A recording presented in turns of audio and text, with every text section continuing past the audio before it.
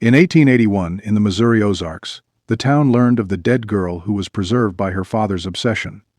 A house where the windows were nailed shut, a garden left to wither. A respected man who insisted his daughter was not truly gone. Neighbors smelled chemicals on the wind. The law called it private grief and walked away.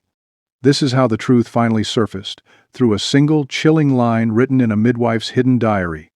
When a father's love becomes a cage and the law refuses to act, who is left to speak for the dead? We invite you to share in the comments where you are watching from, and the local time. If preserving memory and dignity matters to you, subscribe to help keep these stories alive. The story begins not with a body but with paper. A thin, brittle receipt from a mercantile ledger, dated 1881, for a man whose grief was about to curdle into something else entirely. The page lists common supplies for a hard life in the Ozarks: flour, seed, iron nails. But tucked at the bottom, one entry stands apart, written in a careful hand. It reads, "Spirits, tincture, and preserving salts." A single purchase, made the week a young girl died, would have been ordinary. A sad final transaction for laying out the dead. But the ledger shows another purchase the next month, and then again.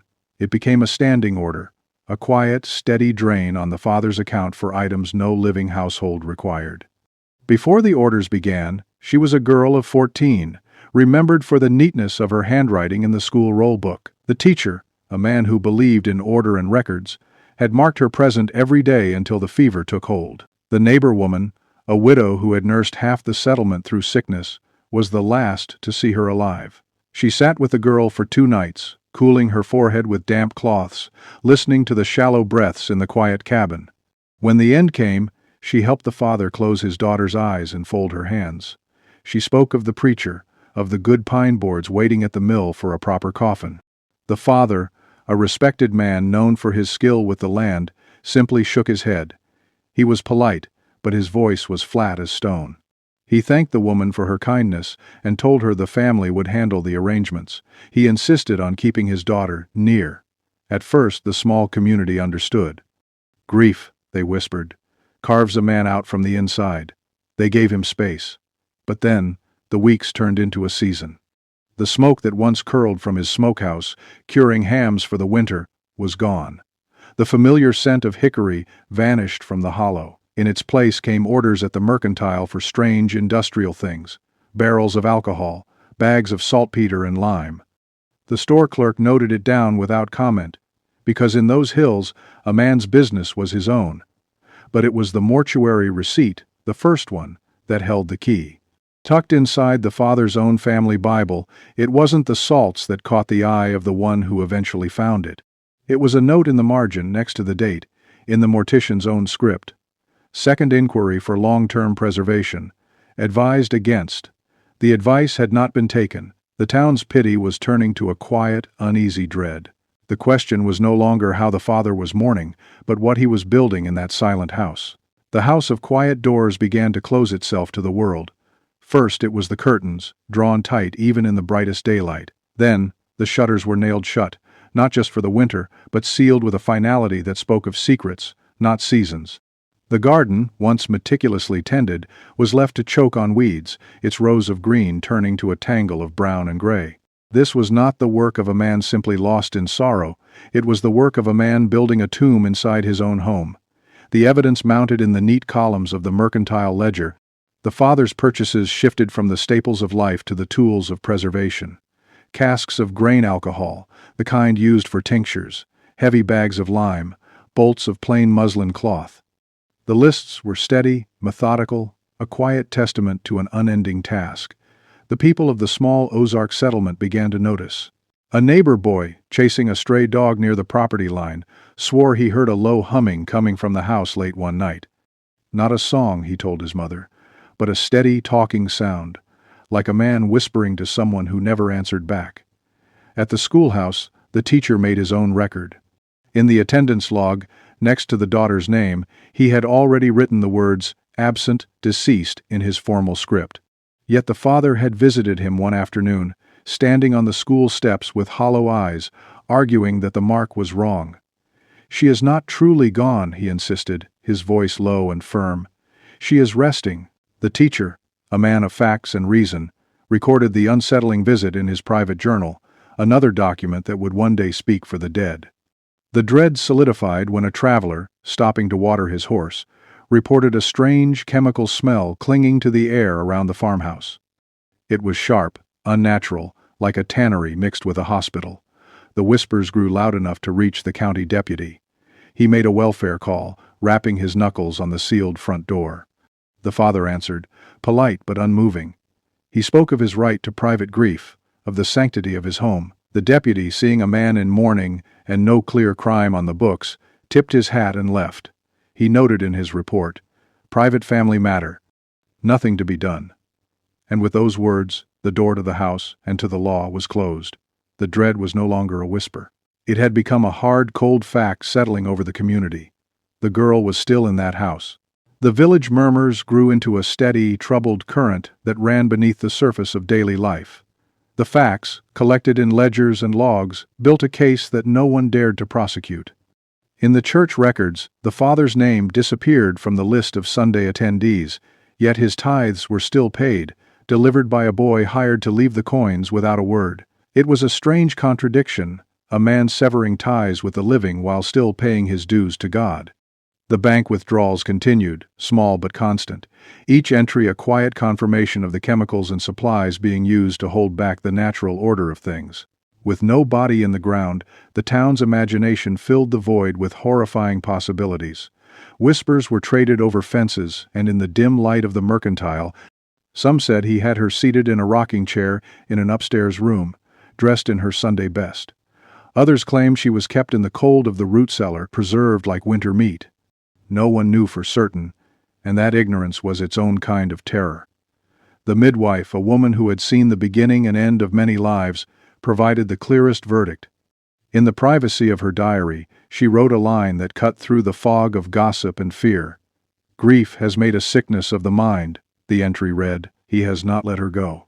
But the institutions of men were silent. The law, when consulted again, simply shrugged. There was no statute, no line in any book, against what they called private keeping. A man's home was his castle, and what he did with his own dead, it seemed, was his own affair. The preacher, when pressed by a concerned churchgoer, urged patience and mercy, speaking of a father's broken heart. The predator in this story wasn't a man with a weapon. It was a consuming, possessive control disguised as love, and it was protected by the very systems meant to uphold a moral world. And so, with the law looking the other way and the church offering only prayers, the community made its own judgment. They began to turn away. The path to the farmhouse grew faint. Neighbors stopped glancing toward the sealed windows. The home became an island, a sealed box of whispers, left alone with its unholy secret. Years passed on the pages of the schoolhouse ledger, a silent chronicle of a generation growing up, while one name remained frozen in time. The boys who sat near her in class were now men with families of their own, their children's names appearing in the same roll book. The teacher, now gray and stooped, had a small private ritual. Every year, when he transcribed the list of enrolled students, he would come to her name. Beside it, where the marks for attendance should have been, he would simply write 2 words, "Forever absent." It was his way of keeping a light on for a memory the town was trying to forget. The father aged. His trips to the mercantile became less frequent, his shoulders more bent, but the purchases, though smaller, never stopped. A logbook from the store, found years later, showed his orders dwindling to the bare essentials for his grim work. And then, a final, chilling entry. A single receipt for a custom-built glass case, paid for in full. The implication was cold and clear. His project had moved from simple preservation to permanent display. The end came not with a confession, but with a sudden silence. The father, in his old age, fell ill. He was found by the neighbor woman, the same one who had sat by his daughter's bedside years before. He was too weak to protest as she and her son helped him from the house. While waiting for the doctor, she felt a pull of conscience she could no longer ignore. With the key from the father's own pocket, she went back inside. She walked through the dusty, still rooms until she reached the top of the stairs and found the one door that was locked. Inside, the air was cold and sterile. There was no dust. In the center of the room, encased in glass, was the preserved form of the daughter.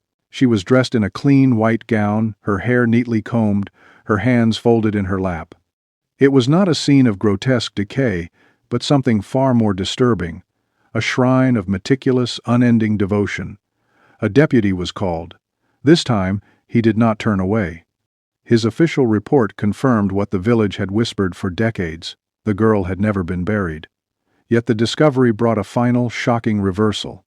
The law books were consulted, the county prosecutor was informed, and the verdict was the same as it had been all those years ago. No crime had been committed on the books. There would be no punishment. The house was shut again, the room was sealed, and the law retreated, leaving the unburied dead to the silence once more. Justice, in the end, was not delivered by a man in a black robe, but by the quiet consensus of a town that had seen enough. After the father's death, his last will and testament was read, a final, chilling attempt to control his daughter even from beyond the grave. The document insisted she be buried with him, as she has always been with me.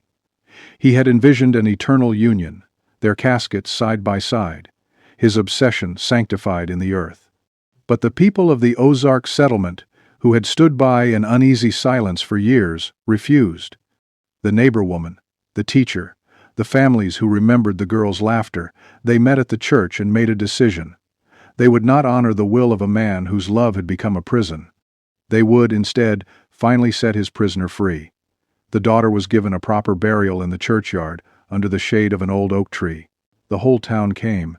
It was a funeral decade late, a reclamation of a life that had been stolen not by fever, but by a father's refusal to let go. The preacher, who had once counseled patience, now spoke of release, of returning a soul to the peace she had long been denied. And so, the moral payback was written not in a legal judgment, but in the town's memory. The father was buried alone, his grave marked by a simple stone. His name was remembered not as a good man, but as a warning, a story told to children about how grief, left untended, can sour into something monstrous. His obsession was unmasked, and his legacy became his own punishment. Years later, when the old schoolhouse was cleared out, the teacher's private diary was found. It was a careful, factual account of the entire affair. On the final page, dated the day of the girl's real funeral, was the last entry. It became the community's official record, the truth that outlasted the lie. It read, "We buried her at last, and the earth remembered her."